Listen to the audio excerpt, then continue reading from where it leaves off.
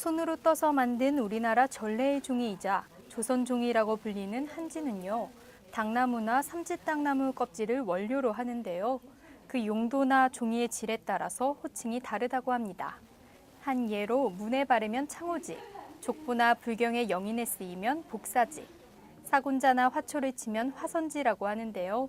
오늘은 바로 이 한지를 이용해 다양한 공예품을 만드는 송내동 주민자치센터를 방문했습니다.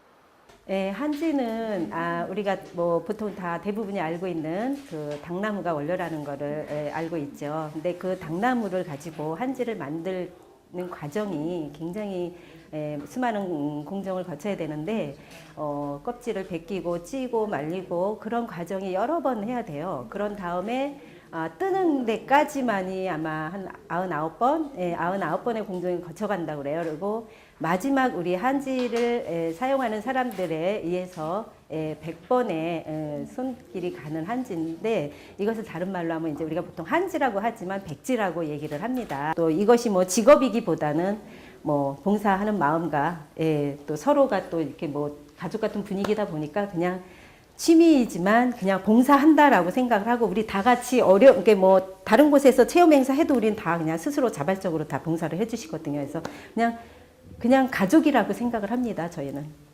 예, 지금 뭐 이제 우리나라의 그 전통 기법으로 이제 제지법을 이제 주장하시는 분도 뭐 많지는 않지만 그래도 몇 분 계시고 있고요. 전국적으로 사실은 한지장들도 몇 분 계십니다. 그래서 이제 그런 분들을 이제 기점으로 해서 이제 뭐 한지를 연구하시는 분들, 또 공예를 하시는 분들과 이렇게 함께 이제 좀 이것을 그냥 공예품으로 아니면 그냥 작품으로만 활성화를 시킬 것이 아니라 이것을 어떻게 산업화하자 해서 이제 올해 처음으로 이제 그 조직이 한번 이제 이렇게 좀 첫발을 내디뎠어요. 그래서 아마 10월 달이면 그 서울 그 시청 광장에서 시청 광장이 아니라 그 세종로죠.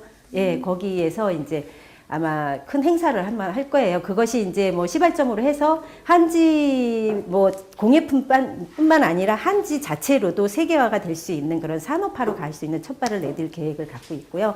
그래서 이제 우리 학생들이 뭐 이렇게 취미로만 했던 것이 어떻게 보면 또 뭐 경제적인 또 도움이 된다면 더없이 바람직한 일이라고 생각을 해요. 그래서 저도 이제 거기에 조금 일조를 하고 있는데 그것이 좋은 결과로 나왔으면 저도 바라는 마음입니다.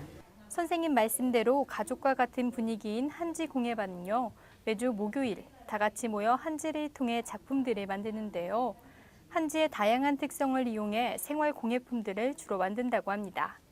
특히 한지는 99번의 종이 공정을 거쳐 마지막 만드는 이의 손을 통해 완성된다고 해 백지라고 불리기도 하는데요. 만드는 방법과 형태에 따라 그 종류를 나눠보면 종이를 꼬아 만든 지승공예, 종이 낱장을 여러 겹 붙이거나 종이를 이겨 골격을 만드는 지호공예, 다양한 문양의 색지로 기물의 전면을 장식하는 전지공예와 마지막으로 색지공예 등으로 나눌 수 있다고 합니다. 하시는 분이 총무님이 전시회를 한다 그래서 구경 갔다가 너무 멋져가지고 바로 그 다음 날로 등록했어요. 하다 보니까 너무 새롭고 할 때마다 새롭고 신기하고 재밌고 해가지고 지금 4년 넘게 계속 하고 있어요. 이거는 기린장이라고 하는데요. 옛날 이제 책꽂이 용도예요. 이렇게 앞에 문이 있는 책꽂이인데 이제 기린장이라고 요즘에는 생소할 거예요. 근데 이게 다 합지라고 종이가 이제 하드보드지보다 몇 배나 두껍고 단단한 걸로 해서 다 조립을 해가지고 본드로 해서 조립을 하고, 이제 이런 거 같은 경우는 나무나 골재 같은 거 이런 거 달아가지고 나사로 받고 해서 할 거고요.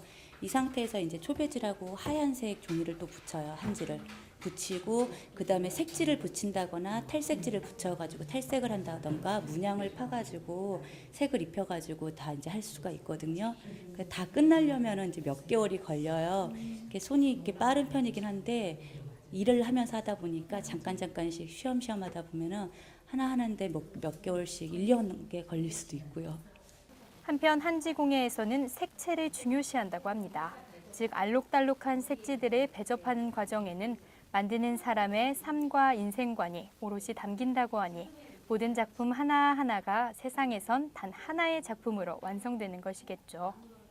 아참 여러분, 한지에는 아주 특별한 특성이 있다고 하는데요. 바로 병충 효과라고 합니다. 그래서인지 전통의 한지 공예품에는 그 종류가 정말 다양한데요. 이제야 과거부터 지금까지 그 이어져 온 한지 사랑이 이해가 되네요. 외국에서 들어온 지 얼마 안 됐는데요. 외국에서부터 이제 동두천 인터넷에 동두천 그 동사무소라고 부르나요? 네. 거기에 들어가 보니까 요 프로그램이 나와 있더라고요. 그래서 그 중에서 가장 한국적인 것. 그래서 한지 공예를 시작하게 됐습니다. 저 같은 경우는 외국에 살다가 한국에 들어오면은 가장 한국적인 곳을 그런 물건을 접할 수 있는 곳이 안국동이라고 생각을 했는데 거기 가서 볼 때는 그냥 칼라 색채가 굉장히 좀 울긋불긋하다 이렇게만 느꼈던 한국적인 것을 지금은 한번 이렇게 접해봄으로써 굉장히 오묘한 시간과 이런 것들이 들어간 거 이제 보는 눈이 틀려진 거죠. 한번 해보니까.